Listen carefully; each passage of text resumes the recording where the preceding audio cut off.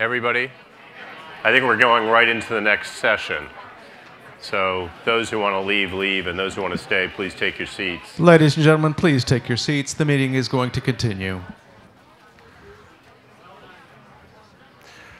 But I actually have a piece of news, which is this is going to be the last session today. And as a result, we're under very, very strict marching orders, myself and the forthcoming panel, and also the audience, to try to be very specific in this last session about what, if anything, we've learned, and also what other new ideas we haven't heard so far should be advanced. Michael, somewhere in the room, is actually going to be keeping a list, and Jim and Gary are going to get up at the end to quickly wrap this up with some action items that we should all hopefully go forth and try to put into practice based on what we've learned. I am going to provide totally inadequate introductions of the people who are going to speak and the panelists, because I'd like to get straight to the conversation. We're going to hear first from two people who are charged with very heavy responsibilities to get something done in this space in the coming months. First, from Brian David of the FCC, who's going to talk about the Broadband initiative. So Brian, please come on up. Oh, there you are. Thank you. I'm close.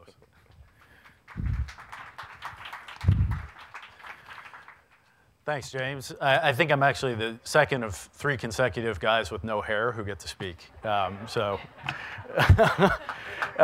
exactly. So Blair, Levin is on your schedule. The flu has swept through at least our office in Washington, and so it's good for me to come back. I just left the Bay Area a year ago to move to New York and sort of now in DC. So it's actually great to come back. Unfortunately, thanks to United Airlines, I missed most of yesterday, all of yesterday, including Jeff Canada's speech, which I've heard enough about to basically understand that what he said is the challenge we're trying to address. And that is the grand challenge of how to solve big problems, not think incrementally, and solve them for communities for which certain problems are not necessarily going to get solved if we just let the market sort of glide as it is today. I'm going to try to wrap in some of the things I heard today as I go through it, but I want to provide some context first. So we have, so it should say Omnibus, but I may have typed that incorrectly when I sent it in. That is a fancy name that actually Blair created for the National Broadband Plan. So in the Stimulus Act in February, Congress mandated that the FCC come back in a year, that's now February of 2010, with a national broadband plan focusing on affordability, availability, and utilization of our broadband infrastructure. So starting in July, when Julius Janikowski came on board as a chairman, we have hired 60 people. That's when I joined, 60 other people, almost all from the private sector and the nonprofit community, very few longtime government people, focused on building a national strategy around broadband. We break it very quickly, because at lunch I understood that I need to provide some context. 3 groups: deployment, serving the unserved. That is one group. My group, adoption and usage, is how to address the 33% of the US who has broadband passing their house but has not chosen to adopt it or use it in a meaningful manner. And then the third is national purposes. Congress asked us to look at how broadband intersects with education, energy, healthcare, government operations, civic engagement, workforce development, and about 10 other things. Those are the 3 sort of core problems that we're going after. It's important to note that about 30 countries since the late 90s have done a national broadband plan, most of them inspired by the fact that at that time we were way ahead of most of the world in broadband metrics. We have not, for a variety of reasons, done so. And as a result, we're no longer ahead on a variety of metrics. And so that brings us to where we are today. If we do our job in 5 or 10 years, and this is not a short-term task, we will have brought ourselves back into sort of the place we want to be, not only on broadband, but a whole bunch of other things, which is what I want to talk about. I would just say if you listen to some of the speakers today, and the talk of ubiquitous iPhones and laptops for everybody and netbooks, you know, climbing out of closets for everyone to use, and all the fantastic innovation that has happened where those things are available. It would be easy here in Silicon Valley to say, what in the world is this broadband plan about? Why does this matter? What do we care? And that's particularly true for Silicon Valley, which I think has generally thought of the FCC as an afterthought, other than Janet Jackson's Super Bowl gaffe for the last several years. I'll tell you why I think it matters, and we can talk about it. One is innovation, and two is social justice and equity. And that's the way my team and our team is addressing this. Very quickly on innovation. And we've spent a lot of time as part of the task force with Jim, who will follow, thinking about innovation. Connie this morning brought it up, national R&D agenda. We're in complete agreement on that. That will be part of the National Broadband Plan, both at a basic science and an other science level. Obviously, the FCC only has certain tools, so a lot of what we do will be recommendations to the rest of government and to the private sector and nonprofit community. But on innovation, and I come from the innovation world, I was out here working in startups for many years. The way we think about it is this is not about connectivity. This is not getting a pipe to a place. This is about the internet ecosystem. Connectivity is necessary but not sufficient.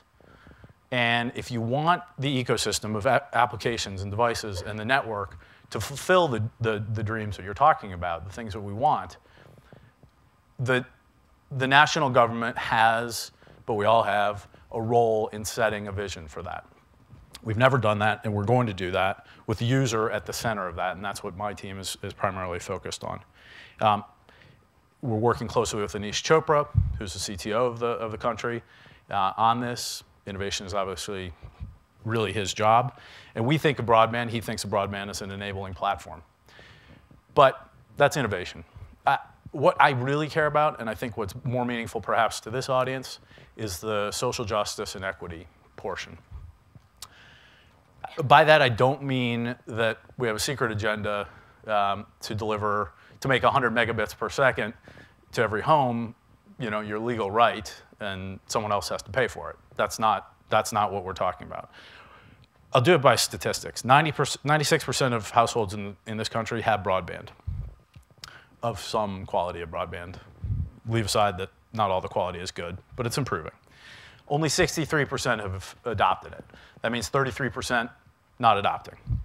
But worse, 46% only of African Americans households have adopted broadband. 35% of those with under $20,000 in household income.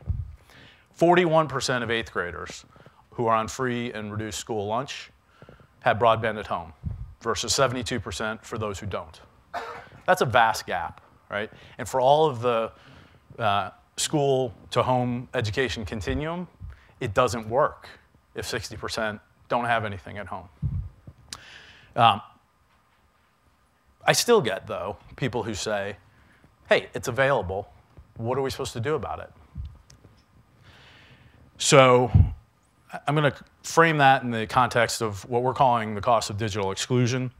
I would say that at no time since maybe the electric grid has the cost of being not part of a general purpose technology been so high and growing by the day. Highways, probably not so high. TV, certainly not so high. This, I think, is the platform from which everything else is going to emanate.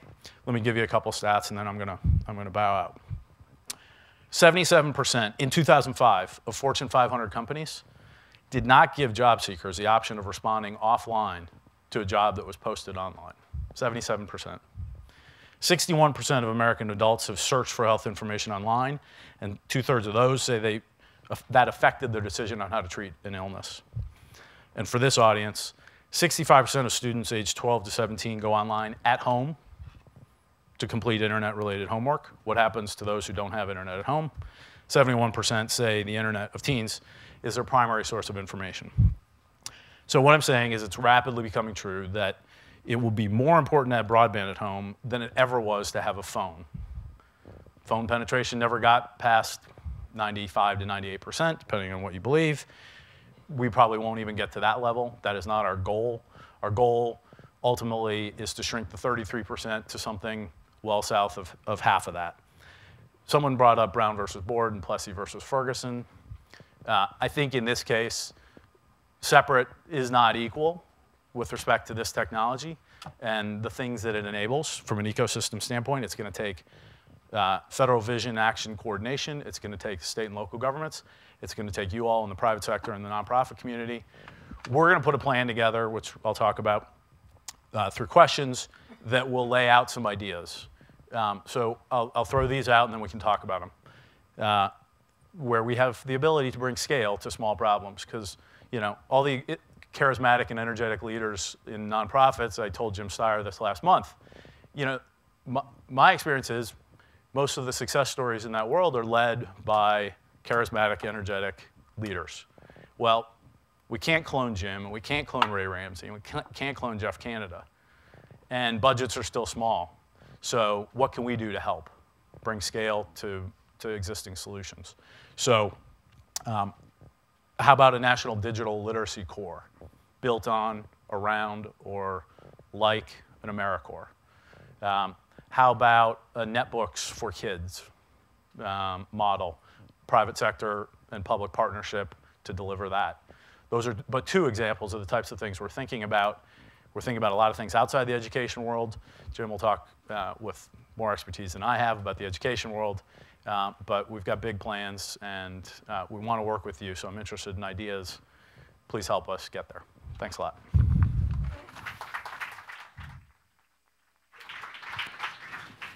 Thanks a lot, Brian. Was that 72% of kids on free and reduced lunch have no access to 72% of kids who are not on free and reduced lunch do have internet access at home. 41% of those who are on it have it. Okay. Next up is Jim Sheldon, who is in charge of leading the effort at DOE to innovate in the schools, and I think is maybe the only person here who has degrees in computer science and business and education, which is the kind of trifecta. So I'm going to apologize in the beginning because Linda Roberts came up here to tell me to talk slowly. But I have had no sleep, 5 Diet Cokes, and have been listening to smart people talk all day, meaning that I want to comment on everything that they said. Most importantly, I'm at the end of the day, and I'm leaving. I don't want to leave with this desperate fear that we will have talked all day and not figured out what to do. So I'm going to quickly try and give you a little bit of context, but knowing the people in this room, there's not much context I need to give. You know most of the stuff I'm going to talk about, and then move to some things that I think we really need to start working on together. See, I mean, the reality is that the bad news is that Reed was right. Reed was right on a number of different fronts. He was right on the fact that we have made very little progress on this issue, though we've talked about it for decades now. Talked about it even in the context of education technology, talked about it in the context of very different challenges facing the country, and yet we still failed to make progress. We have failed even when we have things that work to scale them. We have yet to identify how to move from telling individual great stories, which have existed at every generation, whether it was Marva Collins or whoever it was, to figure out how to take those things to scale. Sergey was right. He was right that our system is stuck in an economic model which basically limits our productivity in terms of delivering high-quality instructional and instructional experiences to our students. I mean, that's just how the math works, whether we like it or not. And he was right in that there are large numbers of students for whom our system, the way that it's structured, just doesn't work. These are all things that we know. That's the bad news. The good news is that Jim Steyer was also right. This is not just a marathon. Unfortunately for us, it is a series of never-ending sprints. The reality is we have to make very dramatic progress over this period of time, one, because there is an unprecedented window open. Our chief of staff to the president has been quoted as saying, "You never waste a good crisis." And we have a crisis of unprecedented proportions before us.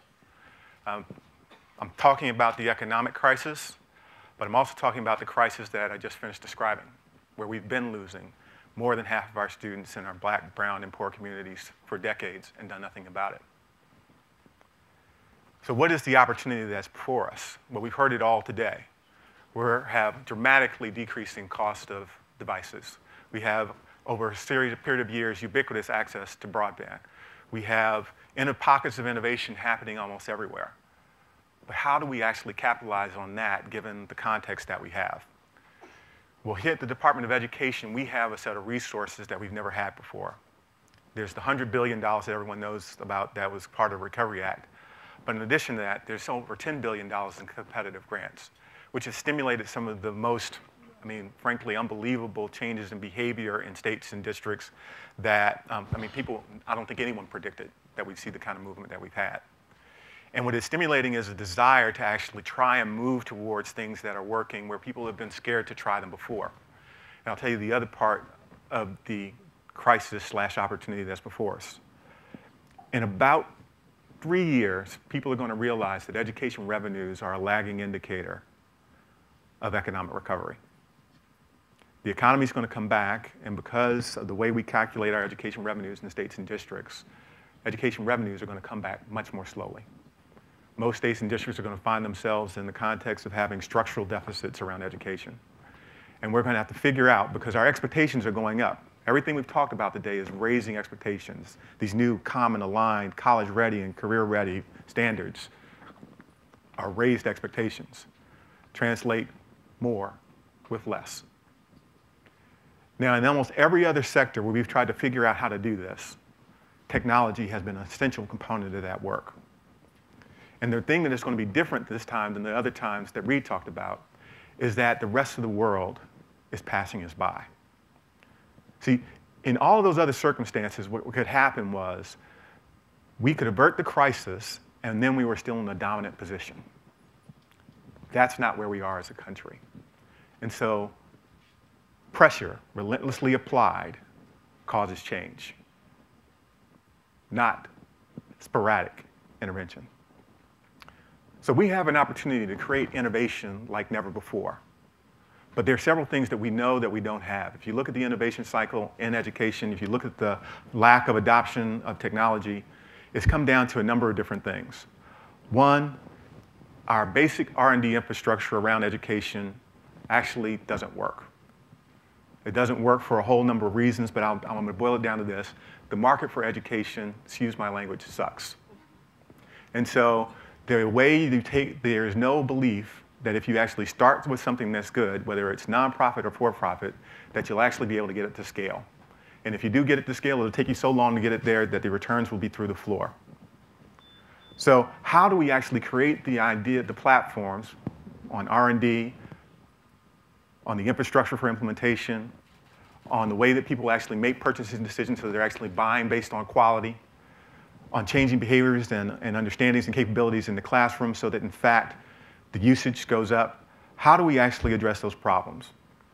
Now, I want to follow suit and lay out a couple of things that I think that we can do, this community, the folks in this room, have the wherewithal to do between the expertise and the resources that they have available. One, we've already got a head start because of the work that's being done around standards. Mike talked about the power and potential that has to actually increase innovation because we know what target we're shooting at, and in fact, we're all shooting at the same targets. The second thing is that we have a policy issue around seat time.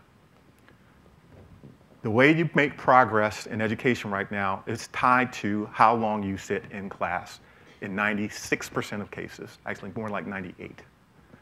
So the sooner we can actually move to a place where, in fact, when you demonstrate competence and detach time from it, the possibilities, as Mike described, of having lots of innovative ways to get there, a common standard with no association of time, means the shackles are off in terms of innovation, in terms of solutions. The third thing is we can't, as a sector, afford lots of disparate R&D efforts. We have to consolidate our efforts. We have to look at it like other social services, the way we think about defense, the way we think about energy, and the way we invest in space. Doing that kind of investment, subsidized by the government, complemented by the private sector, so that we have a comprehensive and coherent R&D infrastructure and agenda that we're all working against, where we're clear about what the most important challenges are. We need to create platforms. So I'm not supposed to look at that one. We need to create platforms because it is only through platforms that will lower the cost of development in the education space where it actually makes sense for people to actually invest in it. Most of the companies that are technology companies are forced in a position where they have to adopt and adapt the things that they create for other sectors a little bit to education because they can't afford to invest much in it. If we can create platforms that lower that cost, we can actually move the field dramatically.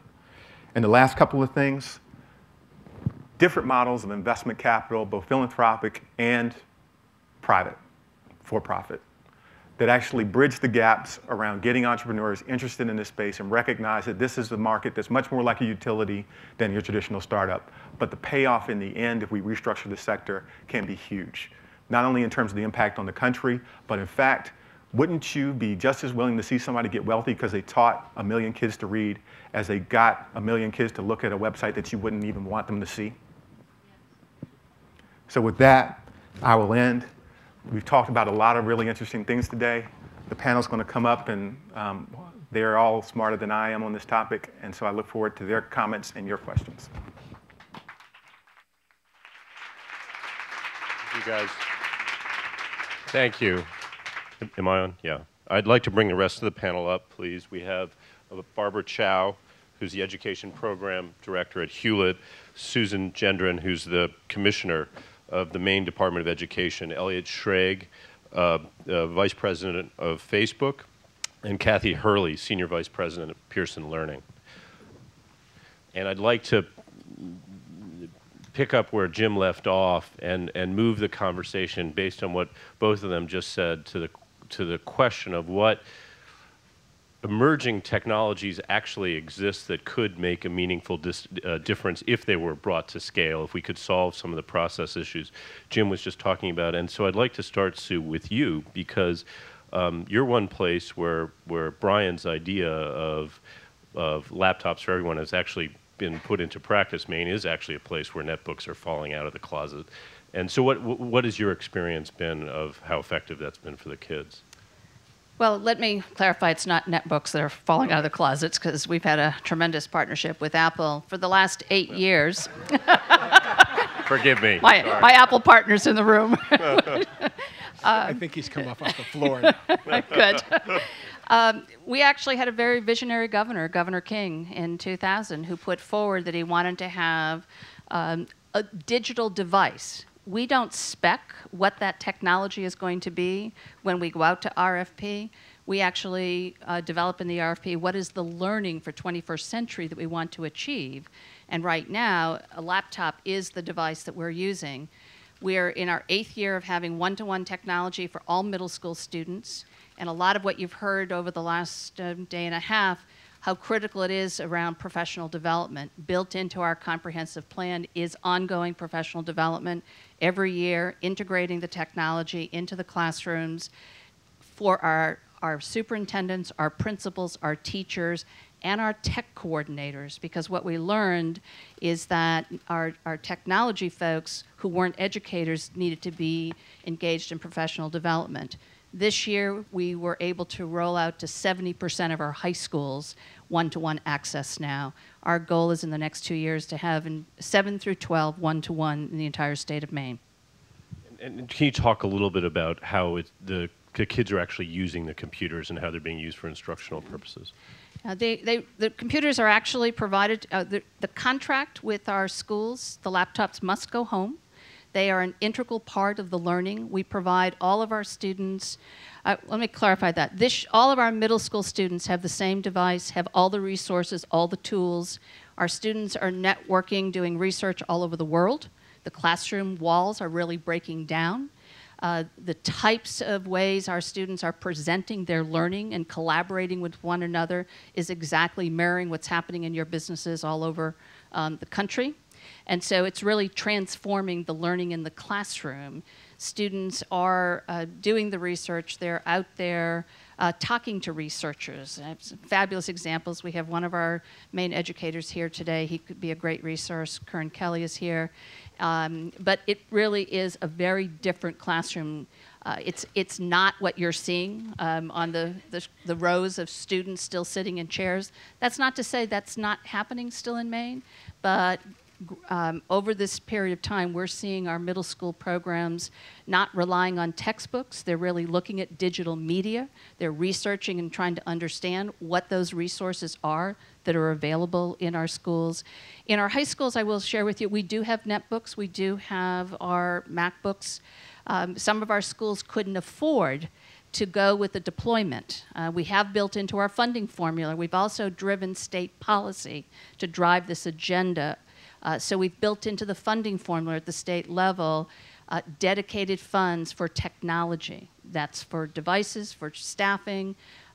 We've also built in wireless infrastructures in every school. We monitor broadband use in every school through our university system. And you can imagine when an entire high school of 1,200 students, which is large for us, are all accessing information, our folks at the university are trying to make sure that they're getting enough broadband.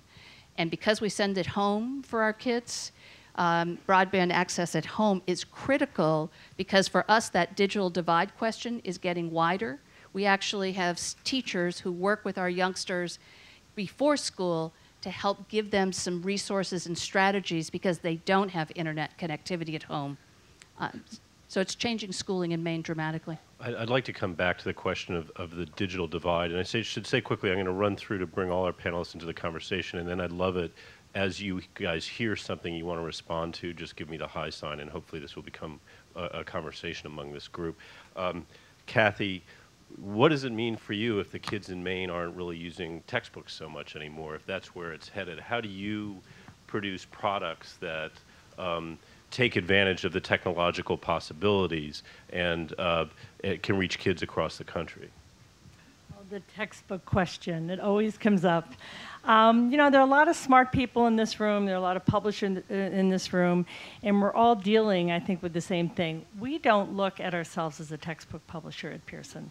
And I think if you took a vote of many of the people in the room, they would say we really are a technology company, you know, as well as an educational services company. So we look at ourselves as an education company, as do some of the other people that are here. We are, you know, like everybody else, we're struggling. We're looking at, you know, what is the status quo? You know, we're trying to move as fast as we can. We have very smart people who work for our company. They know what's kind of on the horizon. So we are, you know, we're working with what's going on right now in the schools. As we look out 18 months, 2 years, we're trying to prepare new materials. It's not a force feed kind of thing where we're taking what we already have and plopping them on, you know, Kindles or iPods or whatever. We are really trying to develop the right kinds of products. I think a country, state like Maine, I'm thinking of countries because I'm thinking we are a global company. We're in 70 countries. So we see kids in China using cell phones to learn English. You know, we see kids in the Philippines using netbooks and devices. You know, we see what's going on around the world. And, you know, Pearson is growing all over the world, and we're learning from what we're seeing all over the world. I think the broadband issue is huge. One of our companies is called Family Education Network. I don't know whether many of you are familiar with it. We have a product called Poptropica, which 7.5 million kids go on that in 70 countries and in 90 languages every month. My two are among them. And I bet a lot of other people that are here.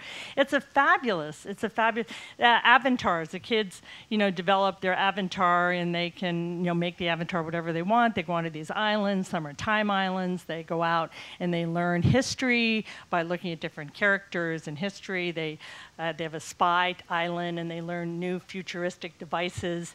We even have parents going on as secret parents checking to see if it's good, you know, the kids are learning. But they're learning a tremendous amount of stuff. There are 130 million avatars have been created by kids. So the broadband issue, and why I'm saying that is it's kids that are really on broadband at home because they are doing it at home. The other thing I just wanted to mention is some of these after-school programs.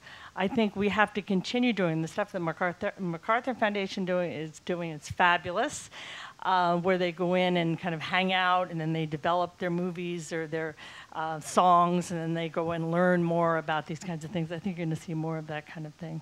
And So Elliot, these kids in Maine who are using their computers to go on Facebook, what kind of educational experience might they be having? What could they hope?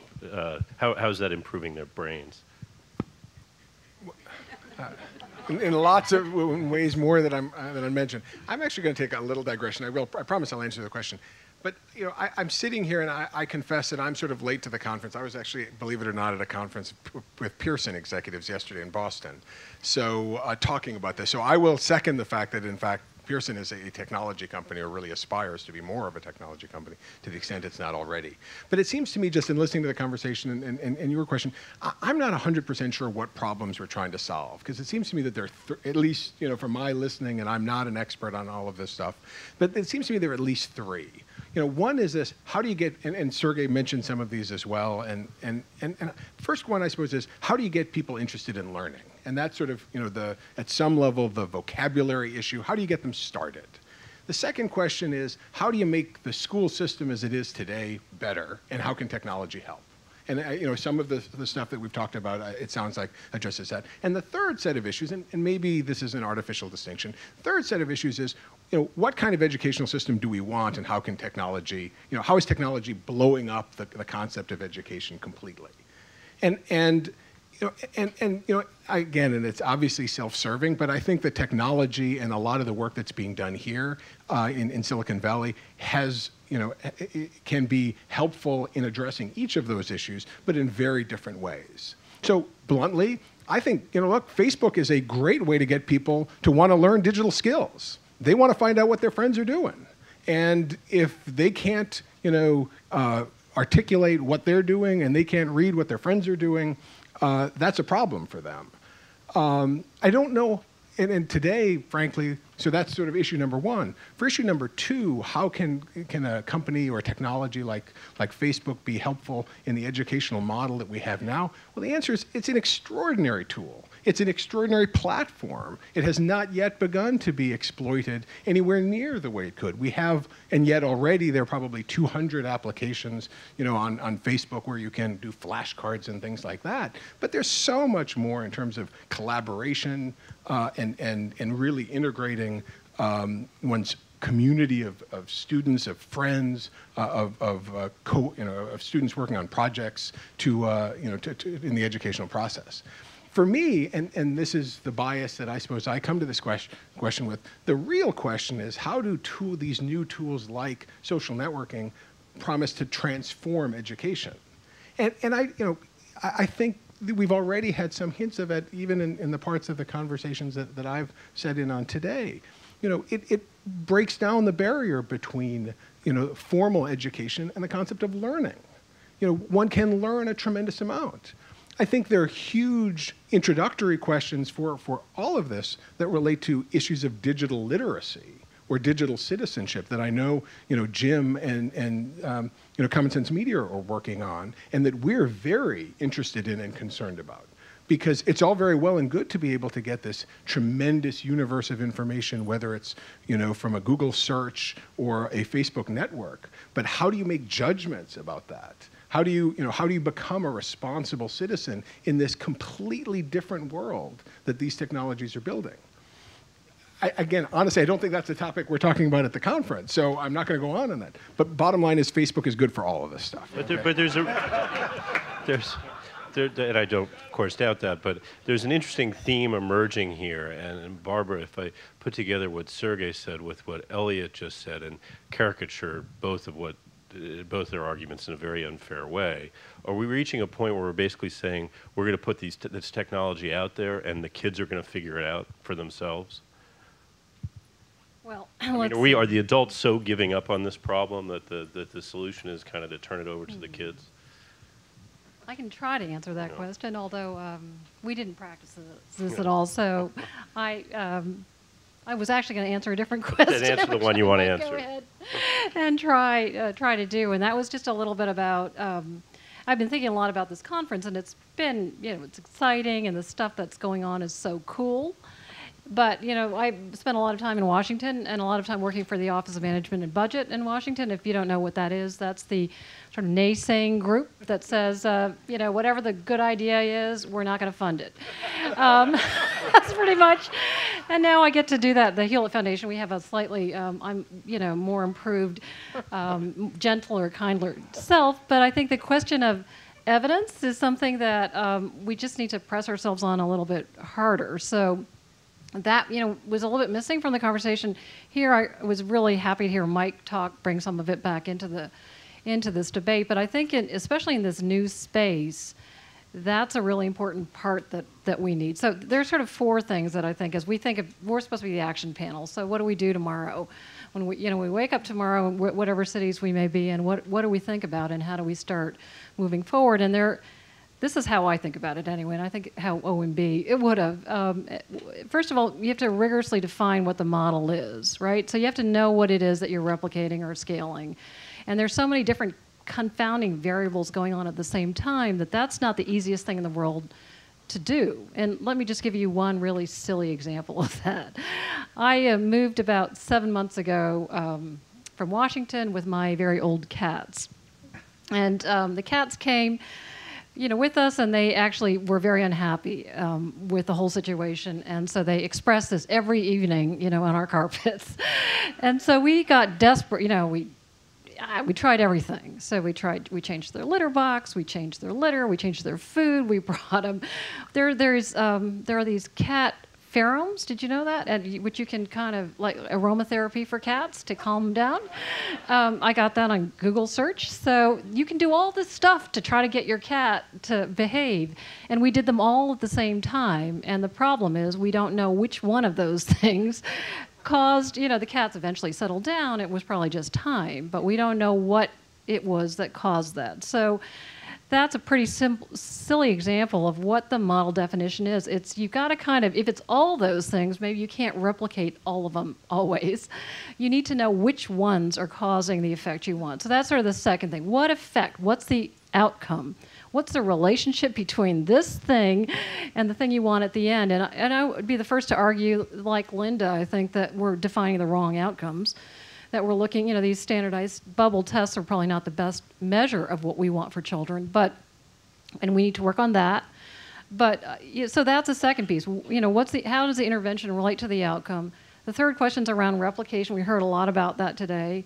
You know, if it's a charismatic leader or something else, it's very hard to replicate. So how do you replicate the intervention reliably somewhere else? And then the last issue really is scale, that everybody's touched on. But that, you know, when you're kind of in the federal government, and Jim has probably seen this, there are so many programs that are fabulous small programs. And they call them, they have a name, boutique education programs, where they're lovely and they don't really grow and they sort of stay at one level. And the challenge is, how do you, if they're really, really good and they meet all the other criteria, how do you make them sort of available to everybody? And some of that does have to do with cost. The unit cost has to be, I'll stop in a second, something that's reasonable. If it's very, very expensive to do it, it's very hard to scale. So that's just to get a couple more specific ideas out on the table. Jim, I wonder if you can put forward a couple of things you've heard, examples like the Maine model,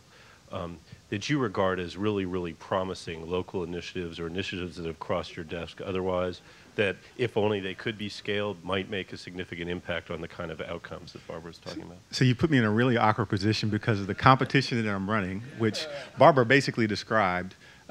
I actually am in a very awkward position of not being able to call out very specific examples like that, because I'm sure many of them hopefully will be applying to the Investment Innovation Fund, which is a fund that's very much structured around what Barbara talked about. What I do think is that there are models that have the features that Barbara talked about. And so let me just lay something out. The competition I'm talking about is structured to try and create that pipeline of innovation. Those things, I'll start at the top, that have really rigorous evidence that we know are ready to be scaled. They worked in multiple contexts. And we know not only that they work, but a lot about how they work and in what context they work. And we are going to make up to $50 million investments in taking those things to scale. The next level down are those things that we have some idea that they work, some good evidence, but we may not know how they work. We may not know that they work in every context. And we'll give large grants to those, not quite as much, 30 million. And then the question that I heard Connie raise this morning is when you're trying to do really innovative work and leave room for innovation, how do we define rigor in terms of the learning that we have to get out of that process so that, in fact, we're creating solutions that and pushing them through the pipeline that actually deserve to be scaled because they're replicable. They mean other people can and want to do them. They're cost effective, as Barbara just said. Like, it's nice that you served that many students that well, but the fact that it costs 3 times as much as we can afford to ever spend is prohibitive. So just really quickly, those kinds of things are the things that we'll look for, and I'll let somebody else name some specific things that fall in that category. You know, I'd like to address this whole issue of, and it has been addressed on this panel, of teacher education and teachers. Because I think that the teachers really do get a bad rap here. And, you know, I was a teacher a long time ago, a long time ago. But I work with teachers, and I go out and see teachers, and I think that people, you know, really want to learn this. And I was recently a part of a delegation from the Chief State School Officers who went to Finland. And everyone talks about Finland, they talk about Singapore, but the thing about those countries is they give their teachers time to plan. They give their teachers, they treat them like professionals, and they give them time to work on the curriculum and to, you know, learn how to use these devices. And I think that we really need to spend more time doing that. I know that Tom Carroll's here. I don't know where he is right now with National Commission on Teaching in America's Future. And they're doing so much with working with colleges of education, working with mentoring. You know, they have learning studios within schools, you know, learning teams. And I think there's just a whole lot that's going on. And technology is really helping setting up teacher networks and social networking and things like that. So I think that's going to be a piece of this moving forward for schools to change. Please, well, we could try Brian and Elliot on this same question, though. Just looking for specific applications in any sense of the term application of a technology, some new application on Facebook or elsewhere that is actually showing that there's something percolating up out there that potentially could ultimately get funded by Jim. So I'm not at all familiar with it. You know, that sort of buys into the whole Silicon Valley relationship with Washington funding, not the orientation. But, you know, I am struck by the comment that was made earlier on, you know, that Jim made about platforms. You know, and I sort of asked the question about what do we mean when we're talking about scaling? Because, and I'm just repeating the point that I think he made earlier, the best way to scale is by leveraging somebody else's network. You know, so that you don't have to do all the work. But I do believe this was, for all of you nodding, it was his point. I'm just repeating it. And you know, whether it's on Google as a network or Facebook as a network or Microsoft or whatever, those are technology platforms on which stuff should get built. You know, some of this is pretty obvious. Let's not start all over again. You know, and let's leverage the networks that exist. I do think it's going to be profoundly challenging to measure, you know, success and effectiveness because you have to make sure that what you're building, you know, meets a particular need. I will, though, end by just saying I'm still not 100% sure whether you're leveraging the network for getting people interested in learning, in making the current educational system better, or envisaging a new educational system that's fundamentally different and has completely new criteria for measuring success. I don't know, and again, I gather this is a huge debate that I'm not a part of, but like the standardized testing stuff and all of that, I suspect, you know, maybe I'm crazy, but in the educational, you know, paradigm of the future, I'm pretty confident that the standardized tests of today are probably not going to be the things that we're going to be using. Brian, did you want to weigh in on that? And then come to yeah, I'll give a couple of examples. One, not strictly education from a kid's standpoint, but there's a lot happening in the workforce development, job training world that is potentially really powerful. I think still somewhat nascent. But given both a secular evolution and the type of economy we have, an economic situation which is leaving people in the lurch, the potential for using sort of broadband as a platform and applications freely chosen on top of that to deliver workforce development. As one example, online learning. I think I have my stats right. In 2000, something like 45,000 enrollments in online courses. Last year, something like 1 million. Not sure how that's defined. Whatever it is, that's a dramatic number. It's only going to continue. Online video is really just sort of hitting its mark. And as that continues, that's where I think you see the cost of digital exclusion continuing to grow to be really high. And if it continues to be really high, things like that I think are the places where we have to start with jobs and education of any sort, whether it's a child or an adult. I'd like to just bring Sue in and then come back to you. Sue, you had a point you wanted to make, and I'd also love to hear you address Barbara's point in the sense that have you been able to measure an outcome from this project? Are test scores improving? What impact has it actually had on student achievement? Let me start with that. And Barbara made a point, too, how critically important it is that we do, and it's been a theme, too, we have to do the research. As we are introducing what I really believe are best practices in meeting the individual needs of students, Maine actually has been doing long-term research on this project. We have just recently, with foundation support from Hewlett-Packard, created the Digital Research Center, and we have evidence now. Our students who have been engaged in this program have stronger writing scores. We've also had controlled studies where we've looked at the impact of the technology in addition to the professional development. What are the differences when you introduce technology without the professional development? Our math scores are much higher when the two are paired together. So it really is about content, pedagogy, and the technology. The three have to work integrated together in order for us really to do what Jim talked about, transforming learning environments away from seat time. So I think you will find folks could go to CPAIR, and CPAIR is a website for Maine where you can currently look at all the research that we've gathered over the last 8 years. We do annual surveys with our students, with our teachers, and we're pushing at ourselves right now. Are we asking the right questions, and are we collecting the right type of information to really document the changes of behavior of our teachers and our students in the learning environment? Because we've heard a few things over the course of the day, because I wasn't here yesterday. Connie asked us this morning, do we need a national campaign? I would tell you we absolutely do need a national campaign, but the national campaign is what Jim talked about. It's systemic changes.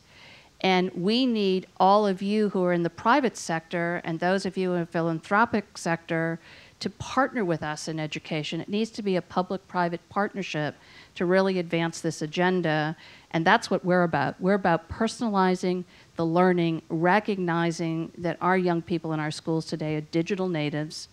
The workforce that they're going to fulfill is very different than when we were in school.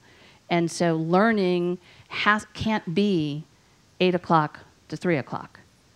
And that's where I think the technology and the resources that you all bring to the table help us to think differently and shift the conversation, and not about schooling, but about learning, and how do we use those systems differently.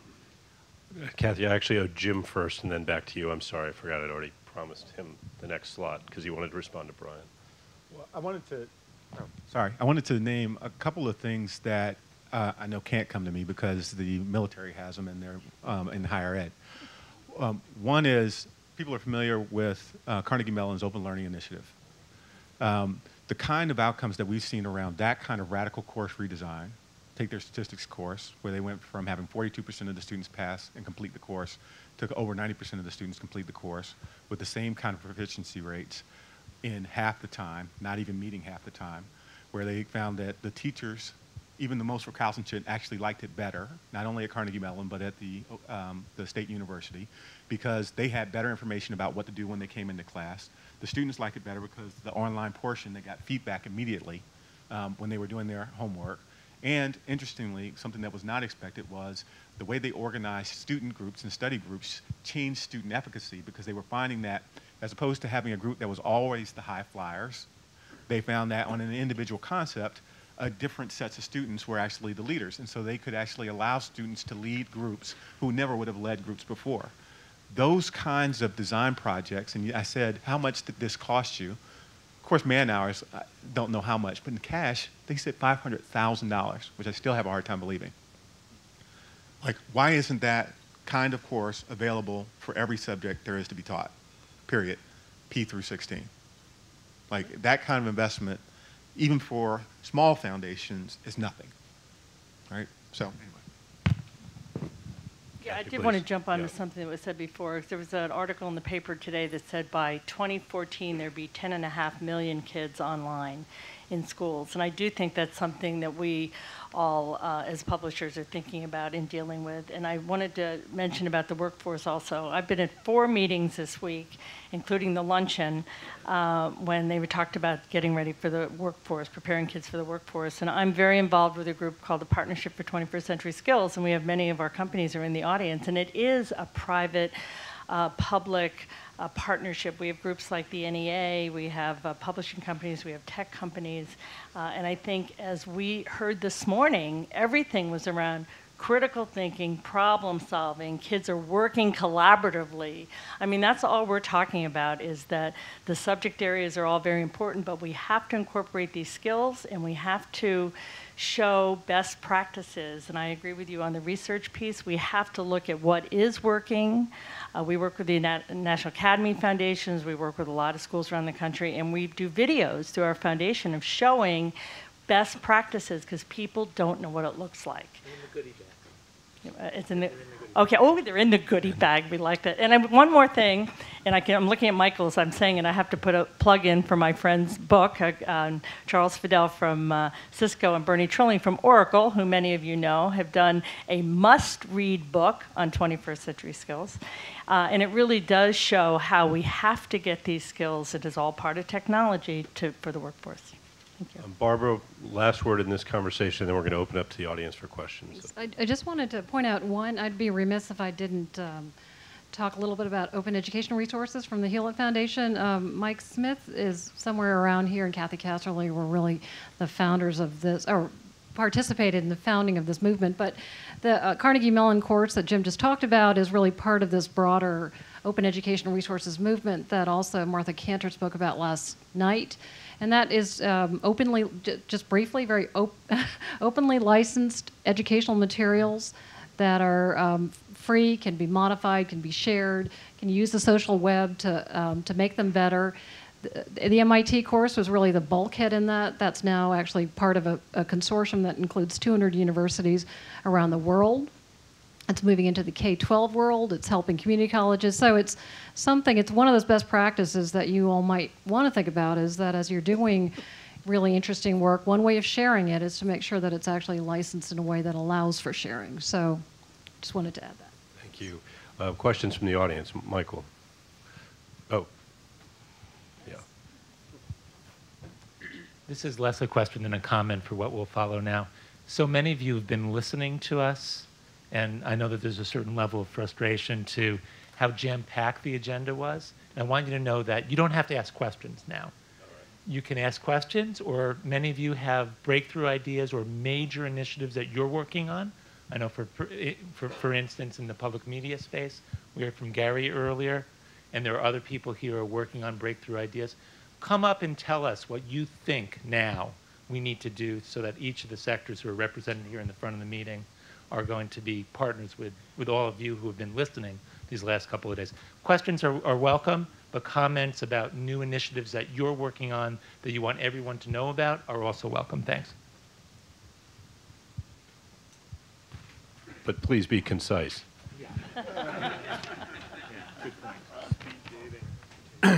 Well, consistent with what you just said, Michael, I'm Rob Lippincott from PBS. PBS has had a wonderful experience that you've heard a lot from Gary about the last 40 years. As he says, the Sesame Street's entering its 41st experimental year, trying to use the media to really help kids. the most exciting thing I think very recently is the fact that we are making real metrics progress based on metrics. We can help kids learn to read at the earliest ages. We can help teachers learn to become confident and competent in terms of using technology in the classroom. So we're working hard on those two areas that I think are fundamentally enabling. One is distance learning, virtual teacher professional development, and the other is producing better media, more usable media for classroom teachers. We call that digital learning objects, and we're building it into what we call a digital learning library, which will be sort of a side effect of the making of television, which we certainly won't stop doing. But that's what has made me very optimistic, hearing over the last several days that the infrastructure that we need, the standards, the data that allow us to aim at the right targets, the receptivity, the urgency, and frankly, even the format of this meeting has, I think, reinforced in me the value of well-placed, well-produced, high-quality media when it's punctuating the experience, introducing an idea, bringing the power, the emotional impact, or actually just showing what good looks like. That's the kind of thing I think is really exciting. I think what we need is another thing that's been said, and that is much better ideas and improvement in assessment, because we need to know when it works. Thank you. Another comment or question, please. Over here. While he's getting the mic. So one of my biggest frustrations is not being able, as a public official, is not being able to organize resources among private funders to fund really smart things when I see them, like what we just heard about.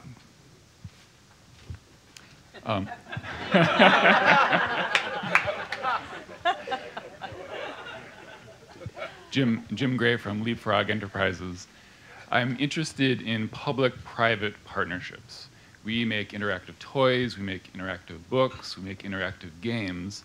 A lot of them are connected, and we collect the play data, which is private for parents, but at an aggregate level, something you can analyze to improve the product, but also to answer some of these bigger questions. So public-private partnerships is something that I would hope to see. Does anybody on the panel actually want to respond to that before we take the next question? Is Brian? I mean, I think I tried to speak to that in the Netbooks for Kids concept, and it is purely a concept.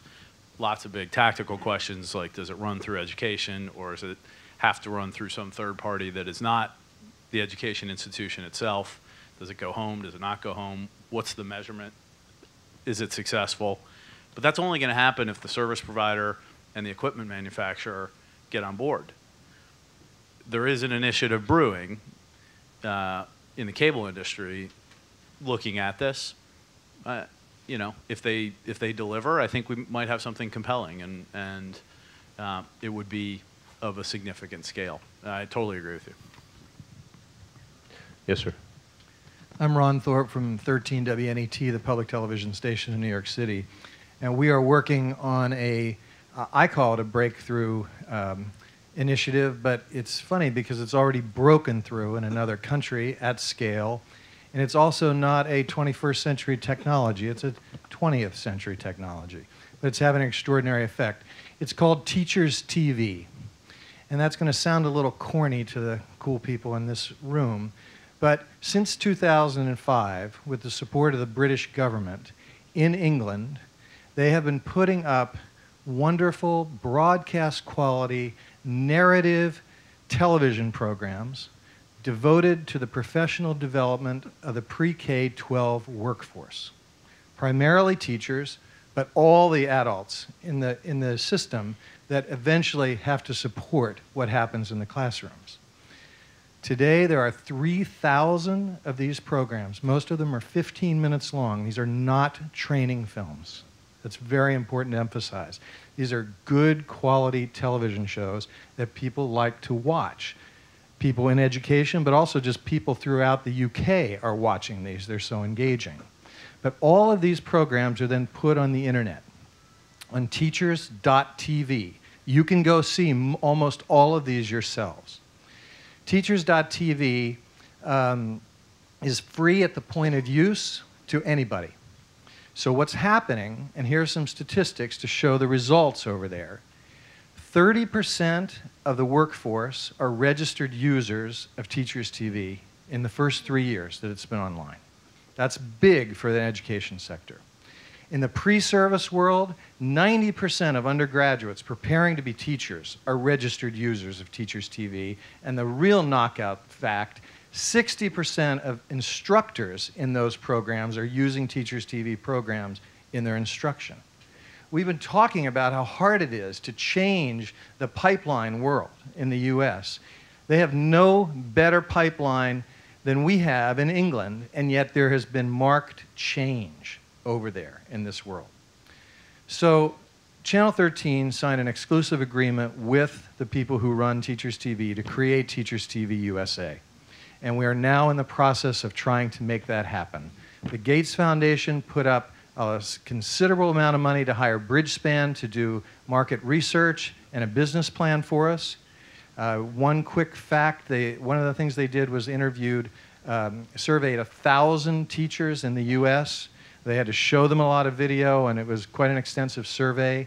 75% of the teachers who went through that survey said that they believed Teachers TV kinds of programs would make them better teachers and would increase student performance. Can I stop? That sounds like, thank you. Yeah. It's a wonderful idea. I'm looking at a clock that tells me we have 45 seconds left, and I'd love to hear one more really good idea before we wrap this up. Yes, back there, please.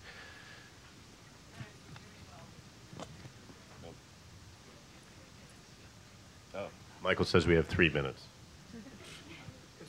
Hello, thank you. My name is Elaine Carpenter. I work for the Children's Partnership, and the Children's Partnership is collaborating with the California Emerging Technology Fund, and we have worked with all of the tech leaders, technology companies in Silicon Valley, as well as leaders from the public sector to develop a program called School to Home.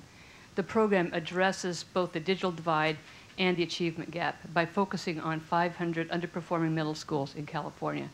It has a strong school program which focuses on one-to-one devices, broadband-enabled, Wi-Fi-enabled classrooms, as well as a strong teacher professional development component in classroom technology.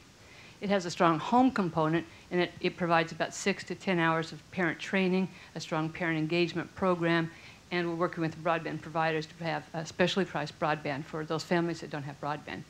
So we've just finished the business plan, and by the way, the project was developed by 7 different design teams of thought leaders across California. So it really was a collaborative planning process. The business plan is complete. We're in the fundraising mode right now, and we're actually starting a beta test of some of the components in 2 schools in California, and we're getting 25 schools ready to roll out next year. Thank you. Do I hear one more with 1.5 minutes left? Yeah, can we get up closer to the mic? Sorry. Good afternoon, and thank you so much. I'm Dr. Ronnie Lowenstein, and I am wearing 2 hats. The first hat is as an advisor to Congresswoman Diane Watson, who for 20 years had been a state senator in California, then an ambassador. Prior to that she Dr. Lowenstein, yeah. the idea, please. I'm sorry. Okay, the issue and the project is that the Congresswoman is very eager to support and spotlight and participate with many of the people in this room, the innovations so that we can transform our education. And she serves on the Foreign Affairs Committee, so she has supported Global Net Generation of Youth as for citizenship and STEM ambassadors. And we invite collaboration so we can support a public campaign both for the United States, but also for the linkages and for diplomacy around the world. Thank you. Thank you. Actually, I'm going to extend this for one more, because I'd love to hear one more concrete idea from somebody. I feel like an auctioneer all of a sudden. Over here, please. Hi, I'm Leslie Rotenberg with PBS Kids. I'm going to speak in headlines. We have a network to build on, 23 million kids. 23 million kids every month reach through our television and our online, and I'm looking at a sea of partners to say that we have the most creative producers, independent producers of content in the world working with us, and what we need is your partnerships. We have the reach, we have the brand, we're building STEM content, we're creating 21st century citizens. And what we need is partners to come and help us. We have no profit motive. All we want to do is help raise the citizens of the 21st century. Thanks. Thank you. In the very back of the room, please. If we can get the mic back there. Thank you. Thank you, Joel Rose. I'm the founder of the School of One. The school, we heard a little bit about it today. I want to just explain what it is. What we did is really we created the first ever model for the mass customization of learning. We did it this past summer, and we combined 3 fairly simple technologies. The first was a student profile, where we looked at the assessment scores of every student, administered a second assessment, and created a unique playlist for each student that was based on the particular skills they needed to work on, and then administered a series of surveys to each parent, student, and teacher to get to know what types of content would work best for which types of students. Then we reached out to the publishers, Pearson, McGraw-Hill, Houghton Mifflin, software companies, games companies, collaborative content. We pulled in over 1,000 lessons just in middle school math and tagged each lesson. This is a good lesson for students who like games or art or music or whatever the case may be. And then finally, we created something called the learning algorithm. And the best way to explain the learning algorithm is to think of what happens at the airport. You have certain planes that only fit at certain gates, weather problems in different cities, crews have to be at certain places at certain times. The technology organizes all of that, and we go to the airport, we look up at the monitor, and we see the status of our flight and the gate. Same concept here. The technology took all the data about the profile, all of the data about the content, and created a unique schedule for each student each day. At the end of every day, we did this past summer, students took an assessment, they went home, and we were able to do 3 things. 1, we could determine what their schedule would be for the next day based on how well they did or didn't do on the assessment. Second, we could update their profile. So a student who says he or she likes games, we could actually make a determination of whether or not those types of modalities work. And third, we could go back to the content partners and say, look, your lessons on decimals are working great, your lessons on fractions not so great, or they're working great with this subgroup or that subgroup. So that's what we did. We did it this past summer. There's lots of information on our website about it.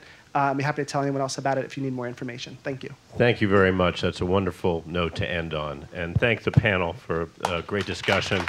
Over to Jim and Gary.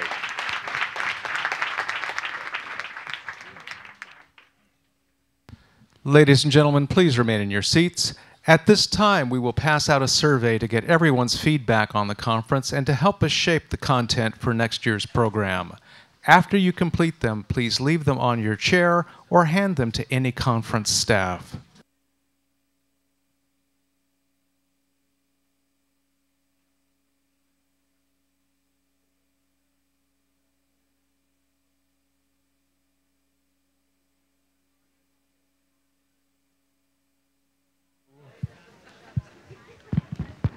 Hi, is this on? All right, everybody. Ladies and gentlemen, please welcome back Jim Steyer and Gary Nell. Just we're going to be 2 minutes, and we have some wonderful tours ahead, so don't go anywhere. We just want to wrap this up quickly and give you a little perspective of how we want to see the path going forward. First of all, we know that you've all learned how to Google Kugel now, so at least you got that out of this conference. Breakthrough learning in the digital age. We know that we came here all committed to this. Otherwise, y'all wouldn't have been invited. But we also hope that through the presentations and the powerful videos and other things that we've seen, that we leave here more committed to make something happen. Because we also believe that the opportunity to sit with like-minded colleagues from different coasts, from different parts of the country, who you may not see every day, great things can grow from there. And I'm sure there have been a number of wonderful conversations that have emerged, and we expect to get royalties from those once you take these away. Just kidding.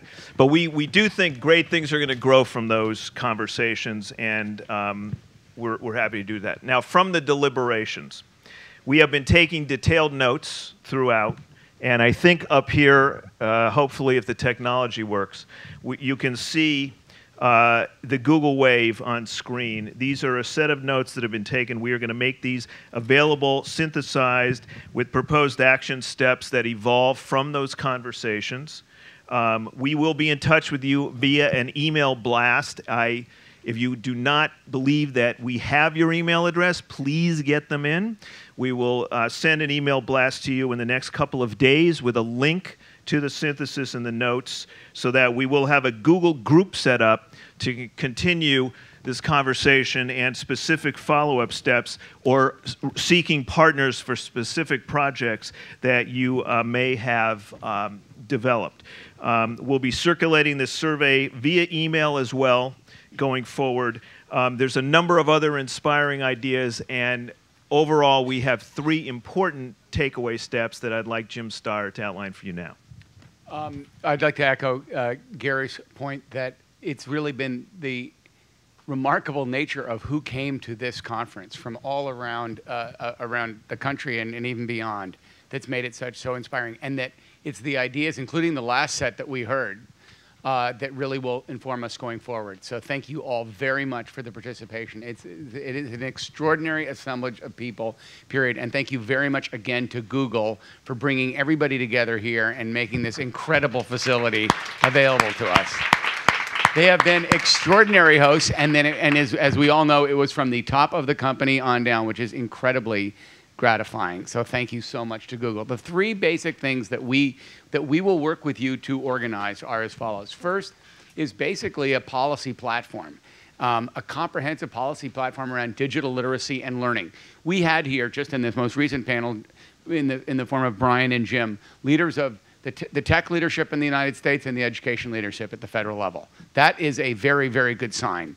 We will work with input from all of you to put together a comprehensive policy platform, because there is an extraordinary opportunity, a window of opportunity, I believe is what Shelton was the term Jim used, to push this forward over the next couple of years. So we will deliver that with you and with your input.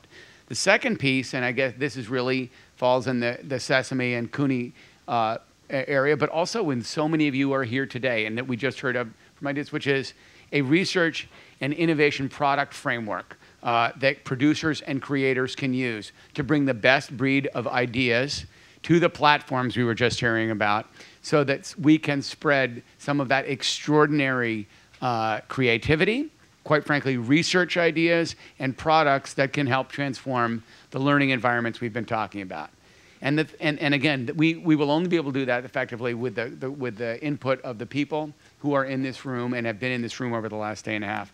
And the third is a public communications, public awareness strategy.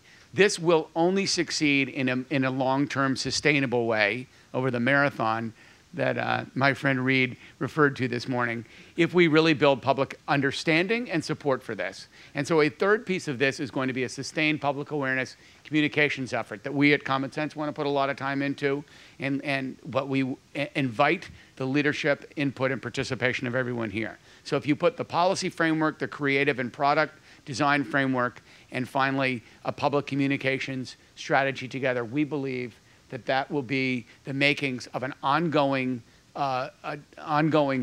quite frankly, set for plan that all of us can work together on. And in that context, we've discussed the idea of turning these into a short declaration of principle, sort of frame that we will then circulate to all of you, and where folks are comfortable to sign on to. Obviously, I would be remiss as the head of a nonprofit, as would Dr. Nell here, to say that the philanthropic community has a huge role in this as well. In addition to contributing ideas and strategic thinking, it's also that we're going to need public-private partnerships to support this. So that's sort of the final element. If we're really going to do this in a sustained way, in an extraordinary way that reaches all kids, then we're going to need that kind of support. But it has been an extraordinary group of people, and of all of the things that are remarkable here over the past couple of days, it's really the gathering of human beings who care so much about this that give me great hope for where we can go with all this.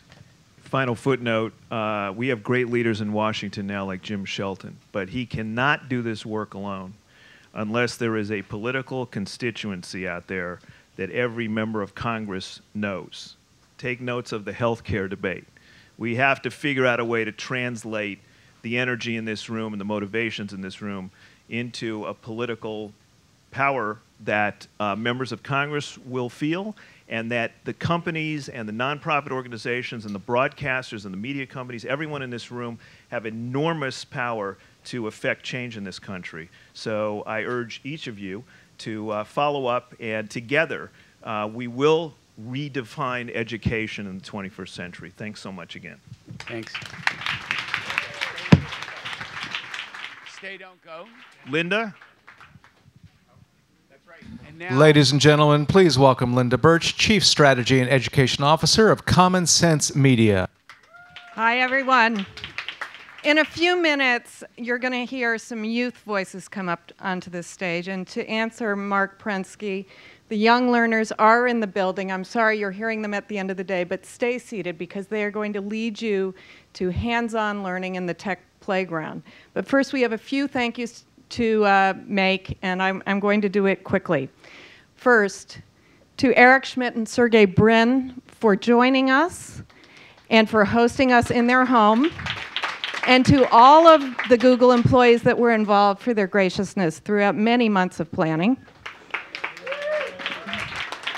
To the MacArthur Foundation and our long list of sponsors, the Hewlett Foundation, Pearson Foundation, Carnegie, to Apple, to Intel, to Comcast, to Cisco. It's a true blend of foundation and corporate philanthropy and indicative of, I think, what's to come in this country. All our speakers and panelists who brought their passion, experience, and new ideas for transforming learning in this country to the table. To Martha Cantor, Jim Shelton, Mike Smith, Brian David, who ably filled in for Blair Levin, who, as you all know, was ill. Thank you all for making the trip from Washington to demonstrate this administration's commitment to 21st century learning.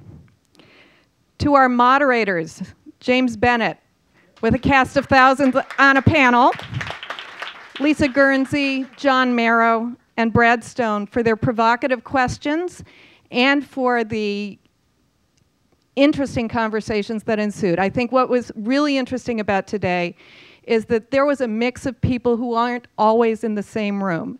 And so there was provocative discussion, there were new ideas, and I think there were things that people had not yet heard that surfaced in these conversations. And finally, to the planning team, and this was a group of 4 different organizations planning this event, who worked tirelessly over the many months to put this together.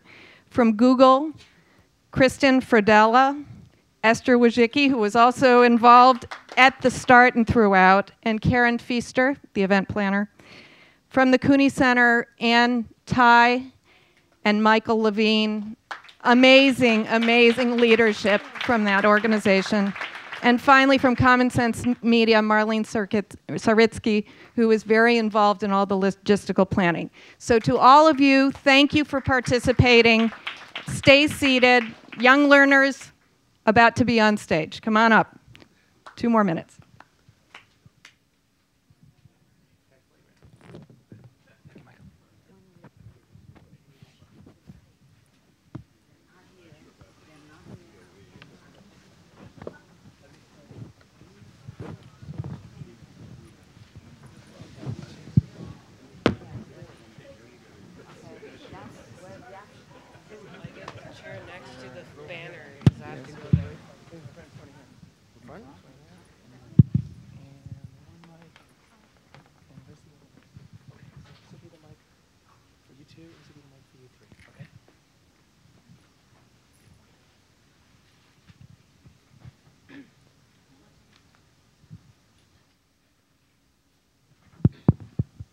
It's on.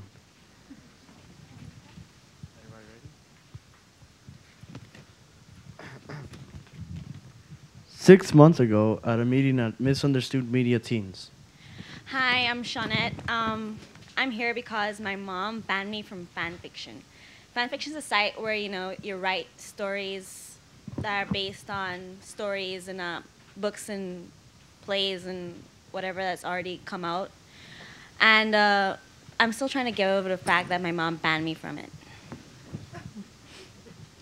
I'm Rosie. Our school banned use of the websites YouTube and deviantart.com at our school because students were not doing what they were supposed to be doing in class and were watching stuff on YouTube.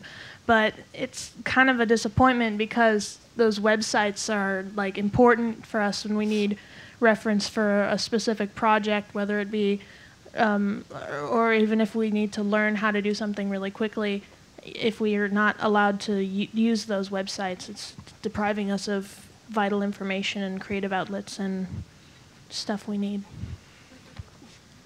I'm Pablo, and my school library banned games from the computers because the librarians thought they were pointless and mind-numbing. And I found that it's really dumb that they banned it because people can learn specific stuff from games like strategy and some listening skills and even hand-eye coordination.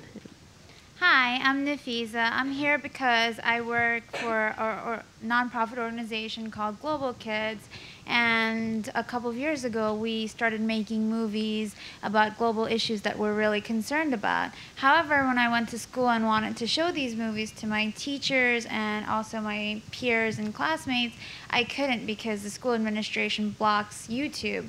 So that's why I'm here today. Yeah, it really sucks. At the after-school program that I go to, the Bay Area Video Coalition, they don't block YouTube or deviantart.com. And so whether it be, depending on what class we're in, whether it be for video class or music or animation and gaming, if we can access those sites and the references that we need, then it allows us to progress through our creative outlets and learn how to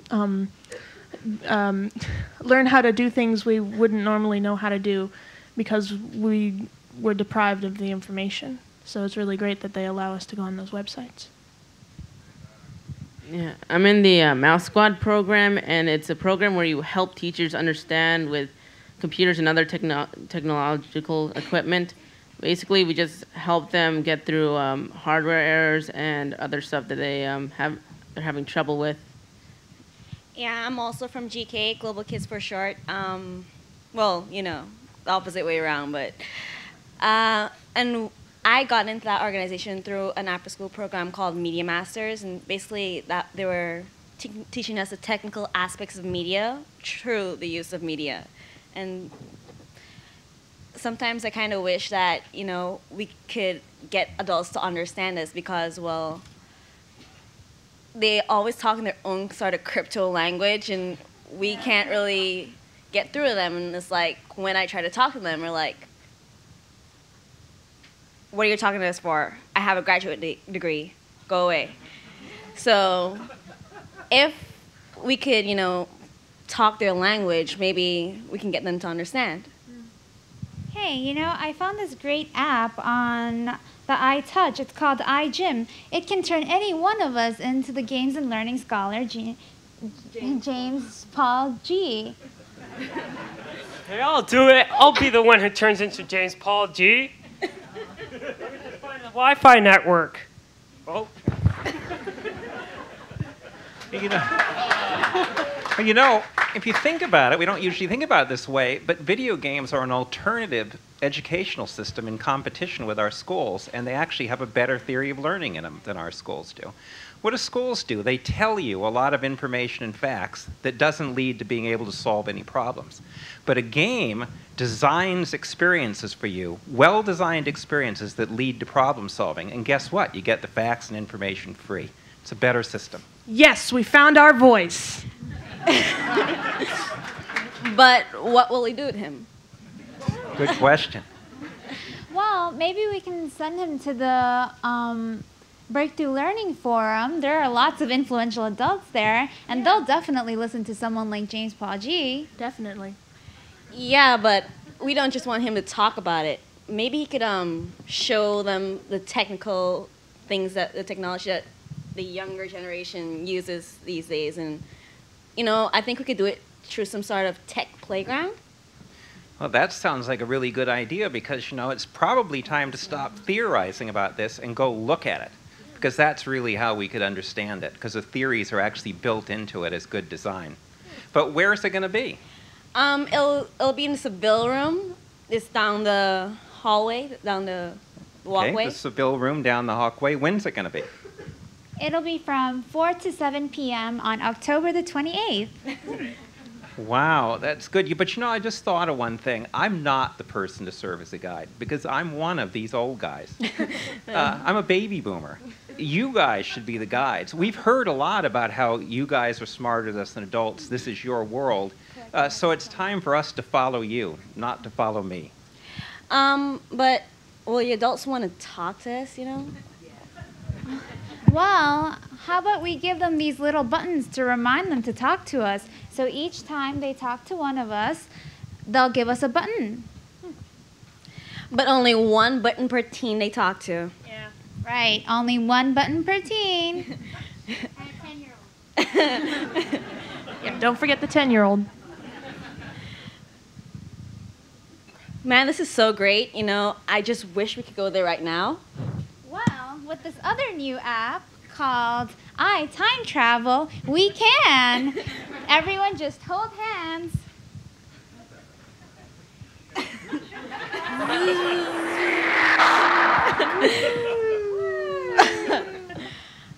Six months later. And that's why we're all here. Oh my God, look at all these people. Well, maybe you guys can follow all of us into the tech playground. Just look for one of us with these big signs and we'll lead you in the right direction. We want to thank you for coming here and watching us perform this skit, and please meet us later on in the tech playground.